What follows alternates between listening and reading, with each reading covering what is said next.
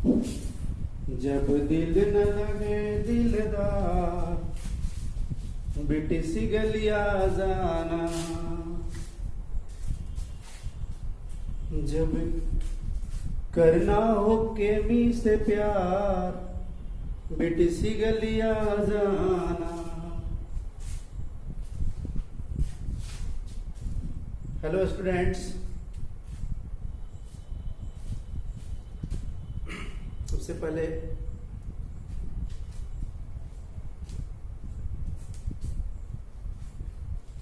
प्रकृति माता एवं प्रकृति के गोद में हम सब करोड़ों भारतवासियों को नमस्कार। हम लोग उसके बिफोर क्लास सरफेस केमिस्ट्री पढ़ रहे थे, सरफेस केमिस्ट्री का पार्ट 1। आज हम लोग सरफेस केमिस्ट्री का दूसरा पार्ट पढ़ेंगे। सरफेस केमिस्ट्री में पिछले क्लास हम लोग पढ़ा था इसका डिफिनेशन, और हम लोग पढ़े थे एब्जॉर्प्शन, एडजॉर्प्शन। उसके बाद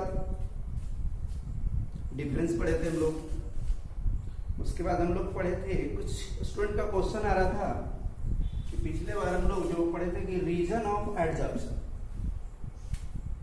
तो इसमें कुछ स्टूडेंट को रिकॉल आया, तो थोड़ा सा मैं क्लियर कर दूं कि रीजन ऑफ एडजॉर्प्शन। तो रीजन ऑफ एडजॉर्प्शन में क्लियरेंस यही था, उसमें आपको यही बताया गया था कि to balance the unbalanced force. तो सिंपल अगर ऑब्जेक्टिव क्वेश्चन आए कि रीजन ऑफ, यानी रीजन फॉर एडजॉर्प्शन, तो एडजॉर्प्शन का रीजन क्या है, तो सिंपल ऑब्जेक्टिव आंसर होगा to balance the unbalanced force. तो इसमें कहने का सेंस क्या है, इसका मतलब ये है यहां पर स्टूडेंट्स, मान लिया जाए कि जैसे हम लोग यहां पे कोई वस्तु है, यहां पर एक मॉलिक्यूल, इसको ऐसे समझा जाए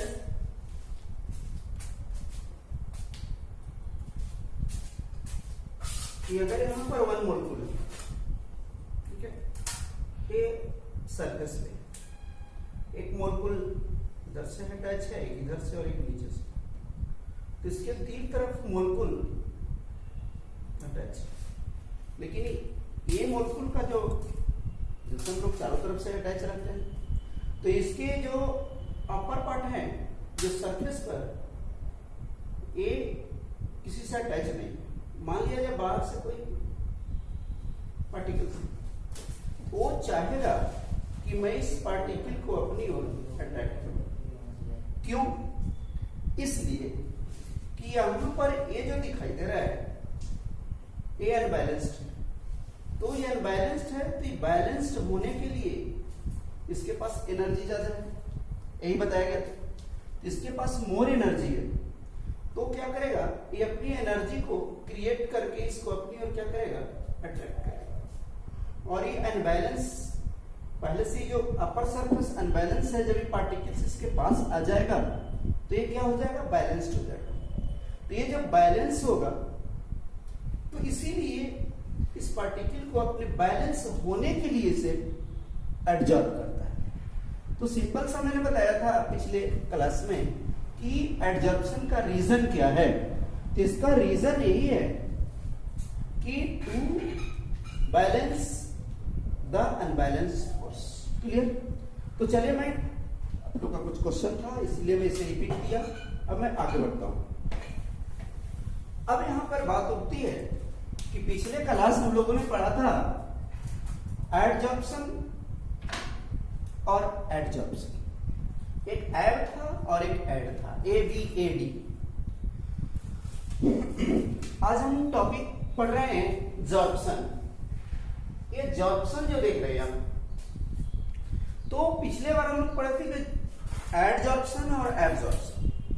तो जिसमें एब्जॉर्प्शन, एडजॉर्प्शन दोनों प्रोसेस टेक प्लेस, यानी टू प्रोसेस टेक प्लेस, जिसमें दोनों प्रोसेस होते हैं उसे हम जॉर्प्शन करते हैं। जैसे सिंपल सा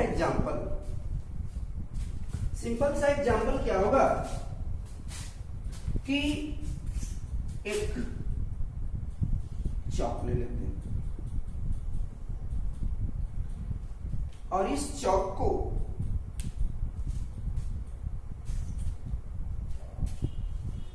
इंक में डालते हैं। तो जब इस चौक को इंक में डालेंगे तो देखिएगा इसमें टू प्रोसेस पॉसिबल होगा। कैसे टू प्रोसेस होगा? देखिएगा कि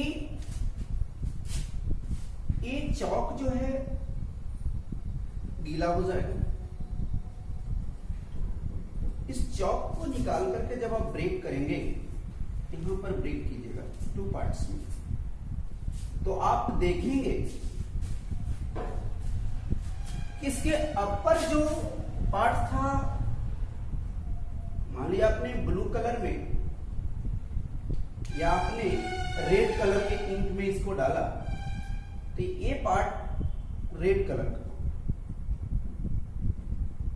ये पार्ट। लेकिन ये जो पार्ट को देख रहे हैं ये केवल गीला हुआ, इसमें वाटर इंटर्स किया, लेकिन ये रेड कलर का जो इंक था वो इंटर्स नहीं किया। तो यहां पर टू प्रोसेस है। तो ये अपर सरफेस पर जो रेड कलर का इंक जो ऑक्युपाई हुआ, जमा हुआ, ये हो गया एडजॉर्प्शन। क्यों? क्योंकि दैट इज सरफेस फिनोमेनन। और इसके अंदर का पार्ट जो गीला हुआ उसमें कौन इंटर किया? वाटर। इसमें अगर वाटर इंटर किया तो ये हो गया एबजॉर्प्शन। और दोनों प्रोसेस को मिला दिया जाए तो इसे हम कहते हैं जॉर्प्शन। तो सिंपल सी बात है जॉर्प्शन और एडजॉर्प्शन का, कि चौक को जब भी आप इंक में डालें तो इंक अपर लेयर पे जमा हो जाएंगे, हाई कंसंट्रेशन, लेकिन उस इंक के अंदर वाटर इंटर्स करता है, लेकिन इंक नहीं। तो इंक के साथ जो टच हुआ उसका, दोनों के जो मिला, वो हुआ एडजॉर्प्शन। और वाटर जो अंदर की ओर इंट कर गया, जो बल्क में चला गया, वो हो गया जॉर्प्शन, एडजॉर्प्शन। और दोनों को मिला दिया गया तो हुआ जॉर्प्शन। क्लियर? तो और बहुत से एग्जाम्पल आते हैं कि ऐसा एग्जाम्पल और क्या हो सकता है, तो वो लिखने के लिए कभी आता है। तो एग्जाम्पल देख रहे हैं, water vapour is adsorb by anhydrous calcium chloride. अगर कैल्शियम क्लोराइड को वाटर में डाल दिया जाए तो उसके ऊपर लेयर पे ऑक्युपाइज हो जाएंगे, जमा हो जाएंगे। वो हो गया वो प्रोसेस जो, तो वो जो है कैल्शियम क्लोराइड वाटर पूरे बल्क में इंटर्स कर जाएंगे, तो दैट इज एब्जॉर्प्शन। लेकिन वही अगर हम सिलिका जेल को वाटर में डालते हैं तो सिलिका जेल के अपर सरफेस पे वाटर उसके बल्क में इंटर्स नहीं करते। तो यहां वाटर में जब हम कैल्शियम क्लोराइड को डालते हैं तो वाटर उसके पूरे बॉडी में इंटर्स कर जाते हैं, दैट इज एब्जॉर्प्शन। और जब उस वाटर में सिलिका जेल डालते हैं तो उसके अपर सरफेस पे जाके ऑक्युपाइज होते हैं, दैट इज एडजॉर्प्शन। ठीक उसी प्रकार से अमोनिया को जब चारकोल के साथ टच करते हैं, मिलाते हैं, तो उसके अपर लेयर पे अमोनिया जाकर के ऑक्युपाइज होता है, जमा होता है, दैट इज एडजॉर्प्शन। और अगर अमोनिया को वाटर से रिएक्शन करा दिया जाता है तो वहां पर अमोनियम हाइड्रोक्साइड का निर्माण, यहां पर क्या हुआ कि दोनों जो है आपस में रिएक्शन कर गए। तो रिएक्शन करना का मतलब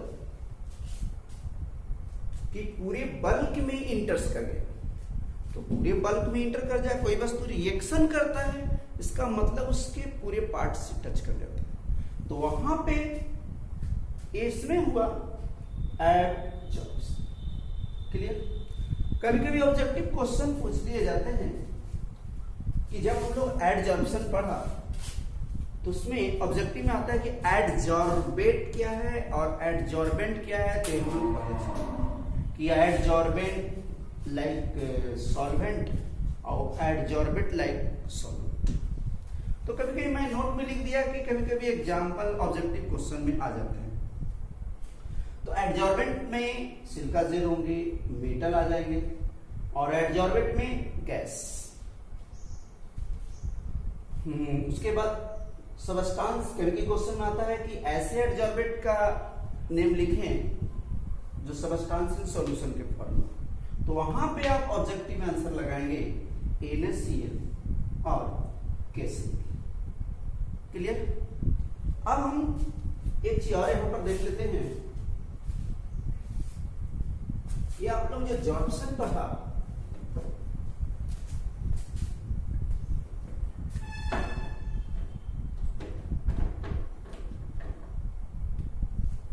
एक वर्ड आता है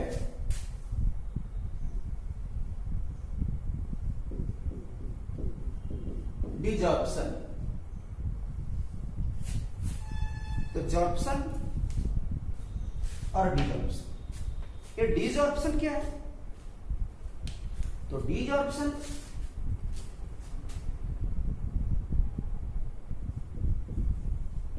द रिमूवल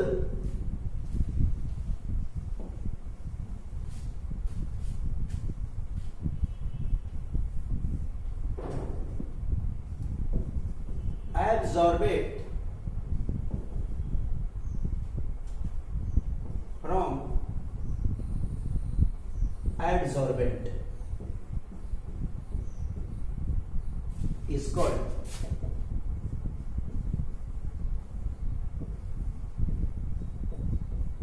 desorption। जैसे अगर हम इस बोर्ड पे लिखे तो ये क्या हुआ आपका एडजॉर्प्शन। लेकिन अगर मान लिया यहां पर क्या है, इंक जो है आपका एडजॉर्बेट है और बोर्ड जो है आपका एडजॉर्बेंट है, और अगर हम इसे मिटाते हैं, इसमें मिटाते हैं तो हमारा क्या हुआ, एडजॉर्बेट जो इंक है वो बोर्ड से क्या हो गया, रिमूव कर गया। यानी एब्जॉर्बेट जो हमारा इंक था वो रिमूव कर गया एडजॉर्बेंट, यानी बोर्ड जो एडजॉर्बेंट का काम कर रहा था। तो the process is called desorption. अब हम आगे चलेंगे कि टाइप ऑफ एडजॉर्प्शन। ओके, अब हम लोग पढ़ेंगे टाइप ऑफ एडजॉर्प्शन। तो टाइप ऑफ एडजॉर्प्शन, तो ये क्या होगा, तो कहता है कि एडजॉर्प्शन के टाइप जानने के पहले कंसेप्ट।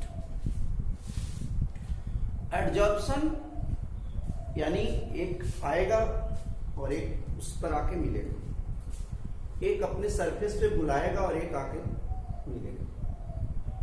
तो इसके दो टाइप इसके बेस पे। अब भाई कैसे मिलेगा, तो मिलने का दो तरीका।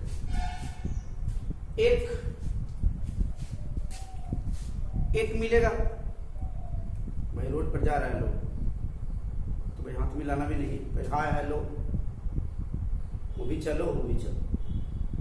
तो वहां पे जो बॉन्ड होता है वो वीक बॉन्ड होता है। और एक मिलने का जो होता है क्लोज, हार्टली, तो वहां पे जो बॉन्ड होता है वो स्ट्रॉन्ग होता है।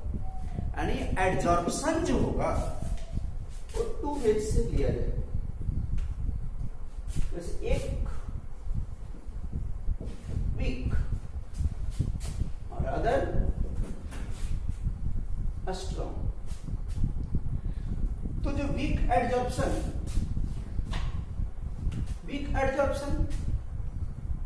मीन्स इसमें वर्क करेगा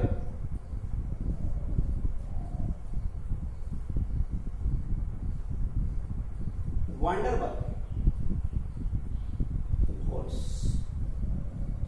और स्ट्रॉन्ग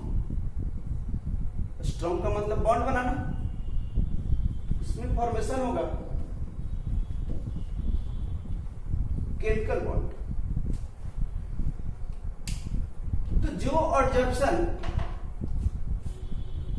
बिग बॉन्ड यानी वान डेर वाल्स फोर्स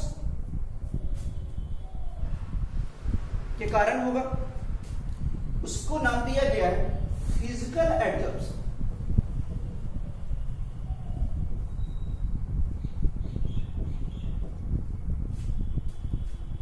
और जो केमिकल बॉन्ड जिसमें बॉन्ड बनेगा, जैसे केमिकल बॉन्ड हम लोग पढ़े हैं, उसमें मेन बॉन्ड कोवैलेंट बॉन्ड का फॉर्मेशन होगा, तो इसका नाम दिया गया केमिकल एडजॉर्प्शन। तो एडजॉर्प्शन अगर वीक बॉन्ड के द्वारा होता है तो उसे फिजिकल एडजॉर्प्शन या अदर नेम फिजिजॉर्प्शन ही बोला जाता है इसको। और जो strong bond that is chemical bond के द्वारा दोनों के बीच में जो एडजॉर्प्शन होगा, एडजॉर्बेट और एडजॉर्बेंट के बीच में, उसका नाम केमिकल एडजॉर्प्शन, अदर नेम केमी जॉर्प्शन। इस प्रकार एडजॉर्प्शन का 2 टाइप पढ़ेंगे हम लोग, फिजिजॉर्प्शन, केमिजॉर्प्शन, फिजिकल एडजॉर्प्शन और केमिकल एडजॉर्प्शन। तो अब हम इसका कॉलम बना करके दोनों एडजॉर्प्शन का स्टडी करेंगे। तो हम लोग पढ़ रहे हैं फिजिजॉर्प्शन और केमिजॉर्प्शन, फिजिजॉर्प्शन और केमिजॉर्प्शन। तो इसके लिए हम कॉलम बनाएंगे, और तो हम फिजिजॉर्प्शन, केमिजॉर्प्शन, इसका डिफरेंस बोर्ड में एग्जाम में 3 मार्क्स पूछे जाते हैं, तो इसको बहुत अच्छा से मजे में समझिएगा।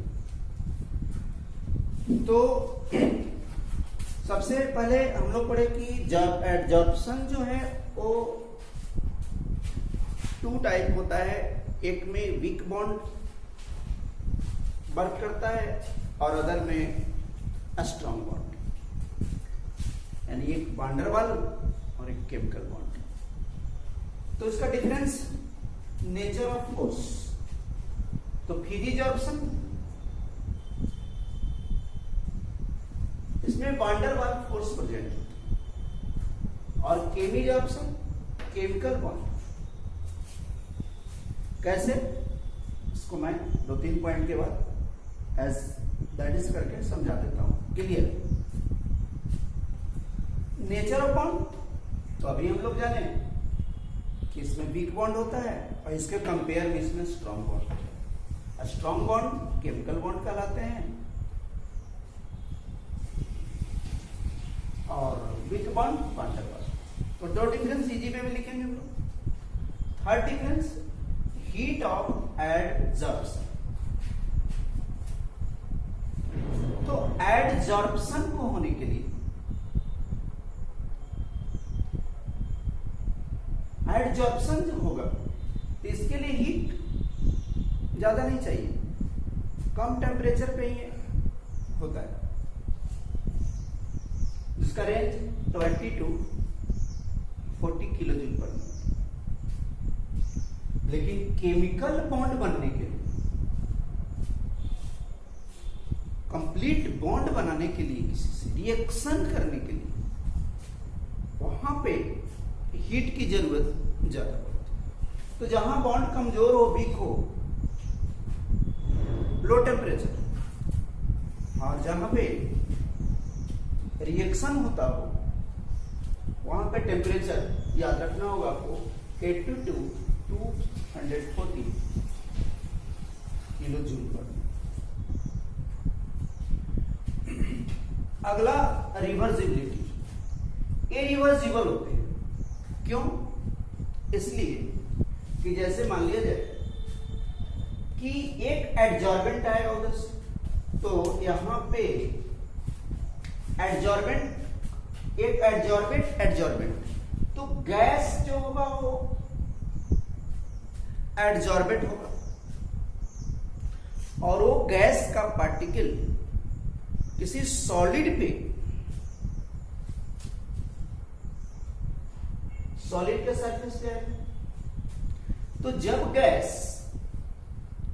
लिक्विफाइड होगा सॉलिड के सरफेस पर, जैसे सिंपल हम लोग बोलते हैं कि सॉइल के ऊपर हम लोग वाटर गिराते हैं, तो जब गैस लिक्विफाइड होगा सॉलिड के ऊपर आकर के, तो यहां पर क्या होगा?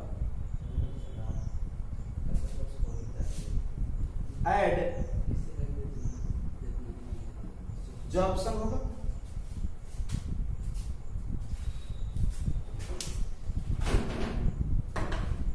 प्लस हीट एमिट्स करेगा, हीट निकलेगा। लेकिन ये एडजॉर्प्शन, लेकिन अगर हीट को बढ़ा दिया जाए या क्या रिवर्सिबल हो जाएगा। अगर लो टेम्परेचर रीच किया जाए तो गैस जब सॉलिड के सरफेस पे आएगा तो ये एडजॉर्बेंट हुआ ये आपस में एडजॉर्ब हो जाएगा और हीट रिलीज करेंगे। लेकिन जब टेम्परेचर को हाई कर दिया जाएगा तो वहां पे क्या होगा? गैस पार्टिकल अलग हो जाएंगे, सॉलिड पार्टिकल अलग हो जाएंगे। कैसे? जैसे आप किसी सॉइल के ऊपर वाटर को ड्रॉप कीजिए, गिराइए, तो सॉइल उस वाटर को अपनी ओर क्या करेगा? एब्जॉर्ब करेगा। लेकिन जैसे टेम्परेचर हाई कर दिया जाए तो फिर क्या होगा? वेपर बन के वो जो लिक्विड के रूप में था वो गैस के स्टेट में आकर रिटर्न हो जाएगा। तो वहां पे फिजिकल एडजॉर्प्शन क्या हो जाएगा? डीजॉर्प्शन हो जाएगा। जब भी आप लोग पढ़े थे, यानी एडजॉर्प्शन जो है डी एडजॉर्प्शन, रिटर्निंग हो जाएगा। तो इसीलिए ये रिवर्सिबल प्रोसेस। लेकिन it is reversible, it is irreversible, it is irreversible. ये इरिवर्सिबल है। कैसे इरिवर्सिबल है? कि इसमें तो केमिकल बॉन्ड का फॉर्मेशन होगा।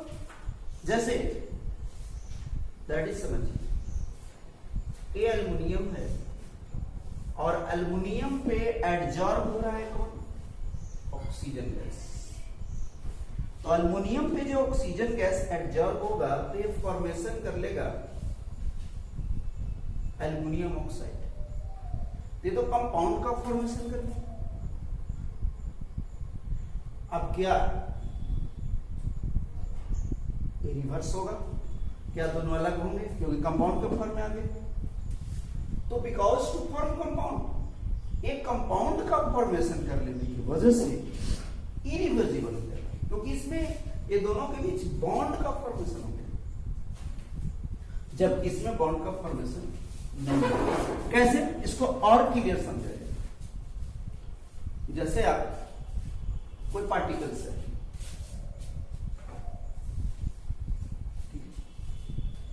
या गाड़ी वगैरह, इस पे डस्ट जमा हो गया,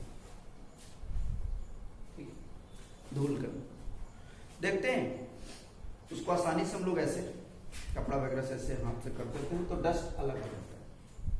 तो एक लेयर क्या उसे अगर छोड़ दिया जाए बहुत दिन तक तो इस डस्ट के ऊपर एक और लेयर का फॉर्मेशन होगा, और लेयर का फॉर्मेशन होगा, यानी ये मल्टी मोलेकुलर लेयर का फॉर्मेशन कर लेंगे।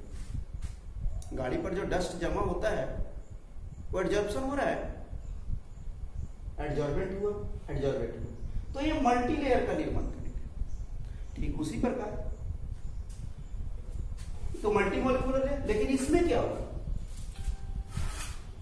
इरिवर्सिबल तो है, लेकिन एल्युमिनियम और ऑक्सीजन जब कंपाउंड का फॉर्मेशन करेंगे तो ये मल्टी मोलेकुलर लेयर का फॉर्मेशन नहीं करेंगे। क्यों? क्योंकि जैसे आपने एल्युमिनियम और ऑक्सीजन को जब एडजॉर्प्शन कराया था दोनों आपस में मिलकर कंपाउंड बना लिए, दोनों में केमिकल बॉन्ड का निर्माण हुआ। तो जैसे मान लिया एल्युमिनियम ऑक्सीजन से केमिकल बॉन्ड बनाया, ठीक है, इसके बीच बॉन्ड बन गया, अब फिर ये कंपाउंड बन गया। तो इस लेयर पर इसमें जितने भी ऑक्सीजन जमा था, ऑक्सीजन मिलकर मान लिया एल्युमिनियम है, और यहां पर एक लेयर ऑक्सीजन आकर के फॉर्मेशन कर लिया एल्युमिनियम ऑक्साइड। अब अदर फिर ऑक्सीजन आया है तो क्या होगा, ये लेयर का फॉर्मेशन नहीं करेगा उसको। कैसे? क्योंकि अगर ये ऑक्सीजन फिर एक ऑक्सीजन आया, क्या ये दो है, ये भी ऑक्सीजन है, तो इसके बीच कभी ये कंपाउंड फॉर्मेशन नहीं कर पाएंगे, क्योंकि एल्युमिनियम ऑक्साइड है, फिर ऑक्सीजन आकर ऑक्सीजन से मिलेगा, तो यहां पर लेयर का फॉर्मेशन नहीं होता है। तो सिंपल सा जान लीजिए कि physical adsorption multi molecular layer, इसके ऊपर एक लेयर बनेगा, लेकिन इसमें कंपाउंड के फॉर्मेशन कर लेने की वजह से इसमें मल्टी लेयर का फॉर्मेशन, तो यहां पर चाहेगा कि लेयर का फॉर्मेशन करें तो नहीं कर पाएंगे, ठीक है। तो इस प्रकार हम लोग फिजिजॉर्प्शन और केमिजॉर्प्शन के 5 डिफरेंस को समझा। इसमें 2-3 डिफरेंस और जान लें, उसके बाद आगे चलेंगे। तो कॉपी कीजिए। हम लोग पढ़ रहे थे डिफरेंस, तो नेक्स्ट पॉइंट स्पेसिफिसिटी, समझिएगा इसको। It is not specific in nature. कहने का मतलब है कि फिजिजॉर्प्शन जो होता है वो big bond, van der Waals force, simply surface पे जैसे आया और इजी वे में रिवर्सिबल हो जाता है, तो उसके लिए स्पेसिफिक होना कोई जरूरत नहीं है। जैसे कहने का मतलब आप पैसे नहीं किसी से मिलना है, दुकान में गए, लोगों से मिले, हाय हेलो, चलो बाय, तो ये सब जो है इसके लिए कोई ज्यादा स्ट्रॉन्ग बॉन्ड की जरूरत नहीं है, इसमें कोई स्पेशल नहीं। लेकिन it is specific nature. Specific nature का मतलब हुआ कोई स्पेशल, जैसे यहां पर केमिकल बॉन्ड, तो जहां पर केमिकल बॉन्ड बनाने की बात है तो कोई भी मोलेक्युल, अदर मोलेक्युल, सभी मोलेक्युल से केमिकल बॉन्ड नहीं बना सकते।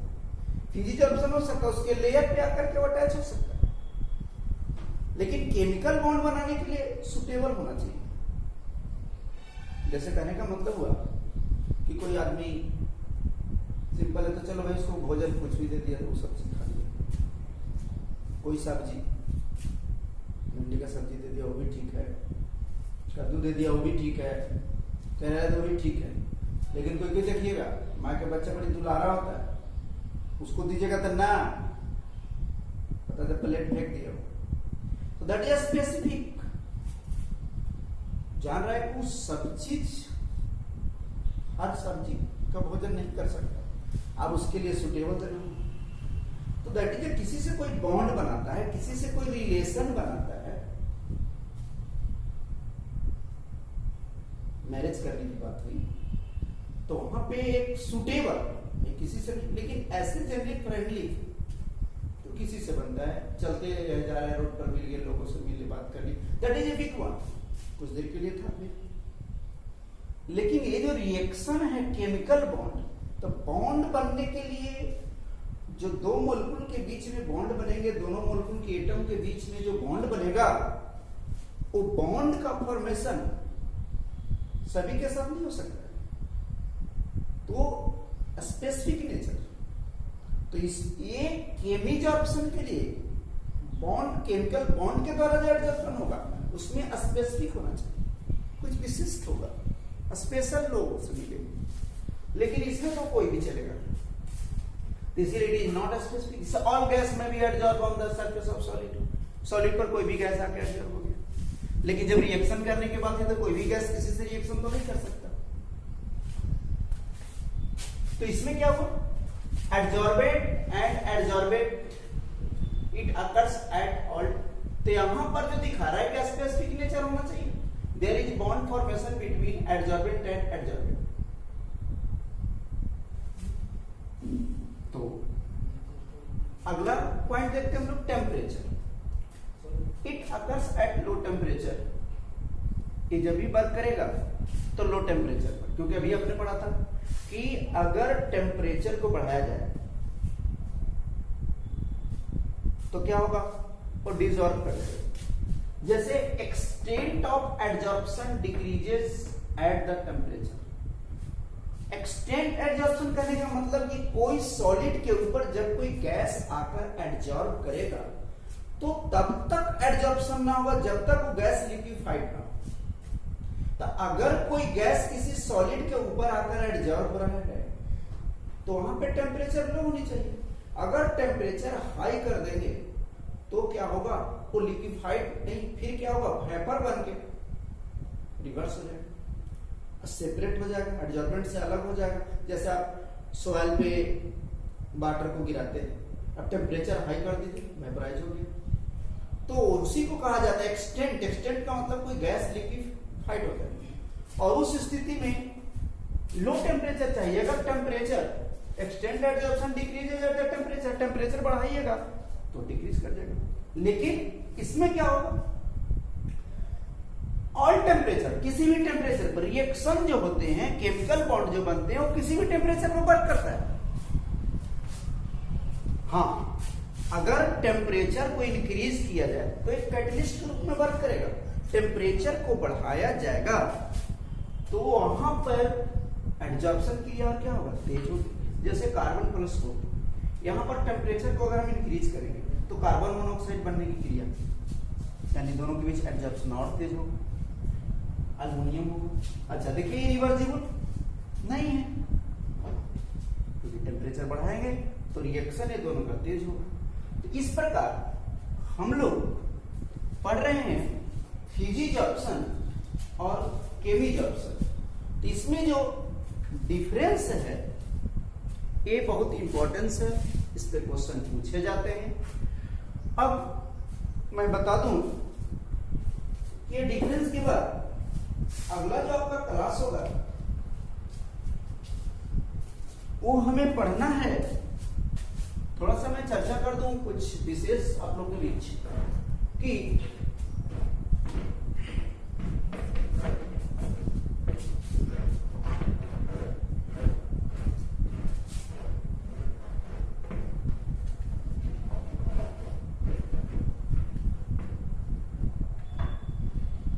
अगला जो टॉपिक होगा वो है हम लोग को पढ़ना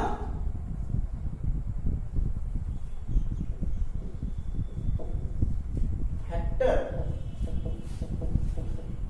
अफेक्टिंग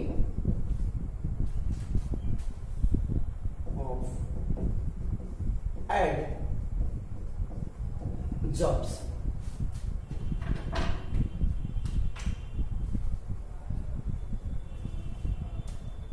तो इसमें फैक्टर क्या क्या होंगे, जैसे फर्स्ट है नेचर ऑफ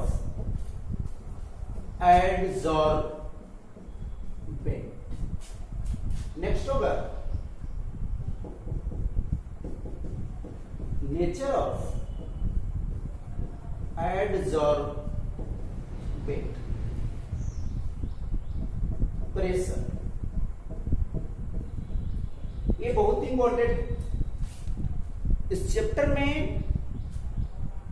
सबसे इंपॉर्टेंट फैक्टर ये हो, इसके अंदर हम लोग को आइसोथर्म का स्टडी करना है।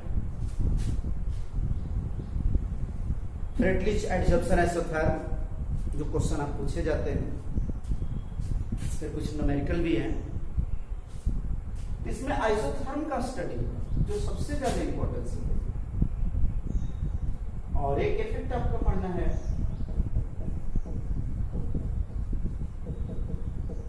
टेम्परेचर के एडजॉर्प्शन का फैक्टर अफेक्टिंग।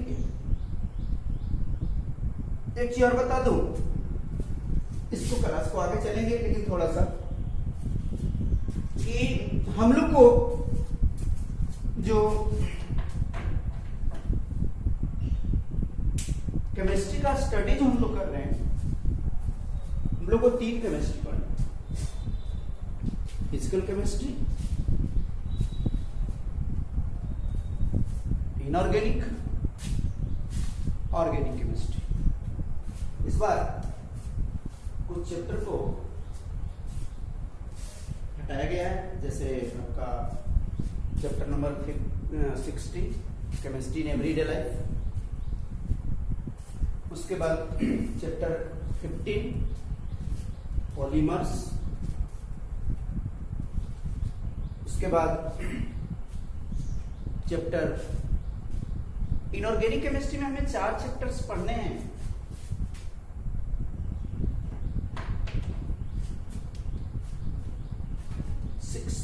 सेवन 8 9, जिसमें 6 नंबर चैप्टर जो जनरल प्रिंसिपल था, वो इस बार जो एग्जाम जो देंगे 2020 to 2021, उसमें इस चैप्टर को रिमूव कर दिया गया, हटा दिया गया।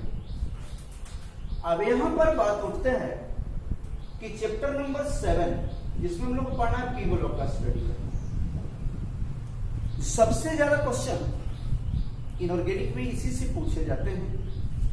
उसके बाद हम लोग को पढ़ना है डी एंड एफ ब्लॉक, उसके बाद कोऑर्डिनेशन।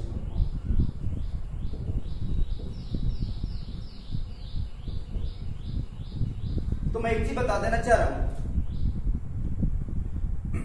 6 चैप्टर को तो रिमूव कर दिया गया है, लेकिन चैप्टर 7 जो इनऑर्गेनिक केमिस्ट्री का सबसे बड़ा चैप्टर माना जाता है और इससे बहुत ज्यादा क्वेश्चन एग्जाम में राइज किए जाते हैं। अब रही बात कि जहां तक इस पी ब्लॉक का रिएक्शन है और अदर स्टडी करने की जो बात है, तो इससे बहुत इजी वे में पढ़ा जा सकता है। कैसे? तो ये जो चैप्टर है जो इनऑर्गेनिक केमिस्ट्री का, तो इसको इजी वे में कैसे किया जाएगा, मैं इसके लिए आप नेक्स्ट वीडियो देखेंगे, जिसमें आपको इजी वे में कैसे हम इनऑर्गेनिक केमिस्ट्री का स्टडी करेंगे। बहुत सारी एक्शन हो जाता है, लोग बोलते हैं रट्टा मारना पड़ता है, नहीं, इसके लिए कुछ ट्रिकी मेथड अपना करके इसे बड़ी आसानी से इस चैप्टर को क्लियर किया जा सकता है, जो मैं नेक्स्ट वीडियो में करूंगा। तो अगले जो क्लास होगा वो फैक्टर अफेक्टिंग ऑफ एडजॉर्प्शन का होगा। तो इसमें ये 4 टॉपिक हैं जिसमें ये बहुत ज्यादा इंपॉर्टेंस होगा। जैसे आप नेचर ऑफ एडजॉर्बेंट, तो factor affecting nature of adsorbent पर डिपेंड करता है। कैसे भाई? तो अगर कोई एडजॉर्बेंट है वो किस रूप में, जैसे मान लिया जाए कि चारकोल ही आपने ले लिया या कोल को ले लिया, तो कोल का इतना बड़ा टुकड़ा ले लिया, एक इसमें एडजॉर्प्शन की और इसको एक पाउडर ही बना दिया, ये पाउडर है। तो इस पे सरफेस एरिया क्या होगा? इसका सरफेस एरिया से इसका सरफेस एरिया अधिक होगा। आप एक ब्रिक्स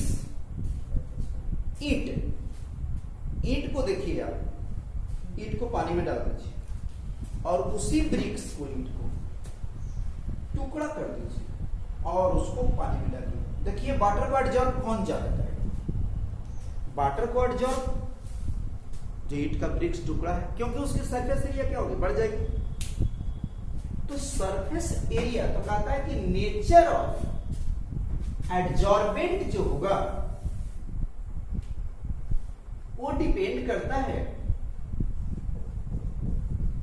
सरफेस एरिया का डायरेक्टली प्रोपोर्शनल होगा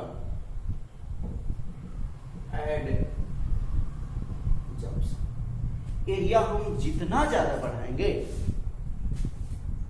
नेचर ऑफ एडजॉर्प्शन उतना अधिक होगा, यानी सरफेस एरिया पे बढ़ता है। तो हमें बहुत से 4 फैक्टर पढ़ेंगे, उसमें हम पढ़ेंगे nature of adsorbent, nature of adsorbent और प्रेशर के बारे में तो बहुत डिटेल स्टडी करना है हम लोगों को। तो इसके आधार पे हम थोड़ा सा इसका स्टडी किया कि एडजॉर्बेंट कैसा होगा, यानी उसकी सरफेस एरिया कितनी होगी। तो जितने सरफेस एरिया को बढ़ाया जाएगा उतना एडजॉर्बेंट ज्यादा होगा। अब हम आप लोग को अगले वीडियो में पी ब्लॉक को इजी कैसे पढ़ा जाए इसके बारे में हम क्लियर करेंगे। और अभी तो समझ लीजिए आप लोग कि ये छोटे बोर्ड का टेलर है, ये छोटे बोर्ड का टेलर है, पिक्चर तो अभी बाकी है। जय भारत। और एक चीज और बता देना चाहता हूं कि ये जो मैं आपका चैप्टर का जो वीडियो क्लास जो दे रहा हूं, ये क्लास बड़े बोर्ड के रूप में किस प्रकार होगा, उसमें टॉपिक चलेंगे, एक साइड क्वेश्चन की बौछार होगी, स्टूडेंट कुछ क्वेश्चन एराइज भी करेंगे। तो टॉपिक भी उसमें क्वेश्चन ऑब्जेक्टिव कैसे आएंगे, सब्जेक्टिव कैसे आएंगे, उसके बारे में भी सब एक साथ क्लियर करवाते जाएंगे। और इसके लिए आप सब स्टूडेंट का साथ चाहिए, और वो साथ आप लोग जितना देंगे और उसके लिए किस तरह से हमें और आपको साथ आना है, इसके लिए कांटेक्ट आपको करना है अवधेश कुमार, मैंने अवधेश सर, हाँ, तो अवधेश सर से करते रहिए, वो सारा इंफॉर्मेशन आपको देते रहेंगे। ठीक है, तो इस प्रकार हम अगले वीडियो में फिर मिलते हैं।